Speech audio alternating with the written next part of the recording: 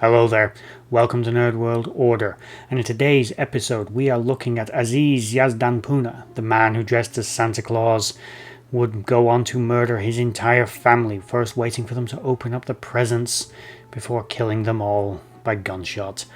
Before we get started into this video, please like, share, subscribe and comment down below on how much of a scumbag you think this man was. And with all that said, an introduction out of the way, let's get started.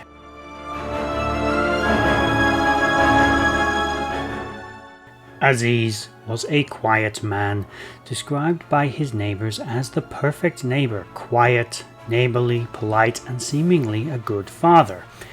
He, however, had some run-ins with the law. Many years earlier, in 1996, he had been accused of and then later convicted of tax fraud and evasion, fined £1,000 and then forced to pay back $30,000 in back taxes. This, of course, put a considerable financial burden upon him and his family and put strain upon him and his wife's relationship. Fast forward many years to 2011, he had been unemployed for approximately 10 years. He was now estranged from his wife of 24 years, with whom he had 2 daughters. It is believed that this strain on his relationship and on his financial situation placed a burden on his mind, which may have led him to have allegedly committed the crimes of murdering his entire family. Aziz and his family now lived in the American state of Texas. As I stated, now he was separated from his wife. His wife would often go on record of saying to friends that she didn't want to upset her husband by basically being too successful. She made a point of living rather frugally in her apartment with their children. She lived a simple life, only buying the bare essentials, but a happy one. She was described as pleasant and a very nice woman.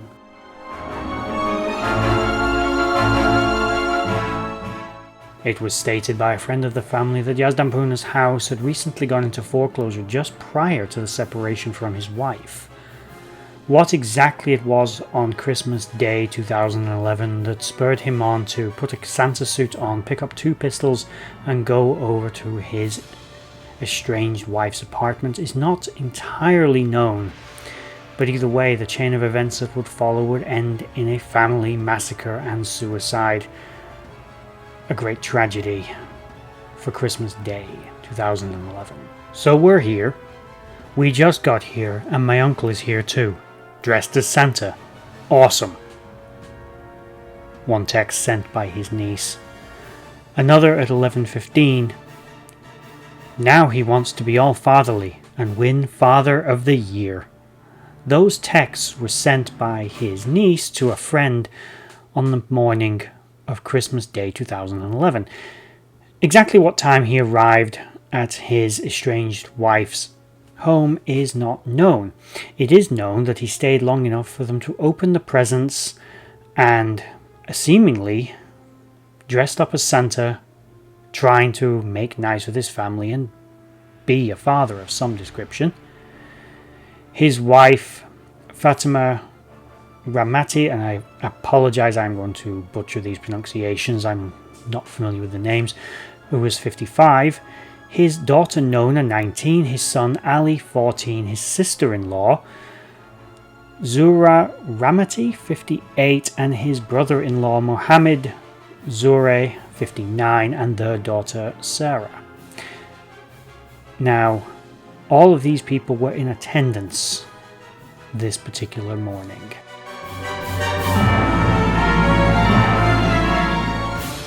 Barely 15 minutes had gone by before 911 received an emergency call from a man who sounded out of breath saying, "Help, help, I'm shooting people." Police responders were there within minutes to find a massacre. In the apartment building they found 7 bodies. Although the line had now gone dead, police were not initially able to find the phone. It is believed that Aziz made the phone call himself. He had killed 6 members of his family and then proceeded to shoot himself. Scattered around the room was wrapping paper and the presents that had been exchanged by the family on Christmas morning. This was a tragedy before the police, something many of them had not seen before and would hope to never see again in their careers as police officers. 7 people dead, including 3 very young people, all because of one man. Dressed as Santa, supposedly there to bring joy and spend time with his children, instead, he murdered them.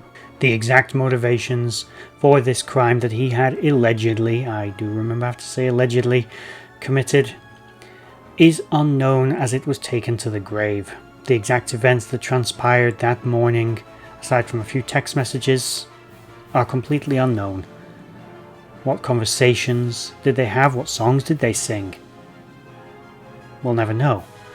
What we do know is it is believed that a likely combination of his financial troubles, the stress of losing his home, the separation from his family, most likely drove him over the edge and forced him to commit a very tragic act.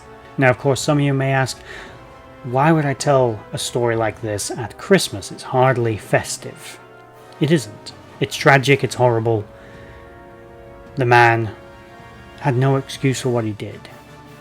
But many people out there are experiencing financial difficulties. If you are one of them, if you are having these problems, consider this a cautionary tale. There are people out there who can help you. Friends, family, other institutions that you can call if you're having suicidal thoughts or if you are having difficulties with relationships, finances. There are people who are out there who are willing to help you find a solution. Whether it's the bank, whether it's a charity, whether it's friends or family. Remember, there are people out there that give a crap. Don't let your life reach a point where you are going to do something insanely stupid. I hope not this stupid, but stupid. And if you're watching this and you're listening, you know what I mean.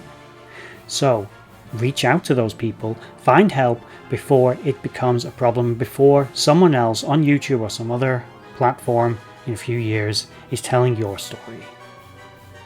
Just like this one. 10 years ago, a tragedy happened and a lot of people lost their lives at the hands of a man that they had loved and respected their whole lives, who they'd committed to, they'd had Christmases with, New Year celebrations, birthdays, gone on holiday with, all for it to end in pain and blood. Now, with all that said, I won't think or assume that you particularly enjoyed this video. I didn't particularly enjoy researching it, but if you learned something from it or can take something away from it, that's good to know. With that said, if you made it all the way to the end of this video, thank you for watching, and bye bye.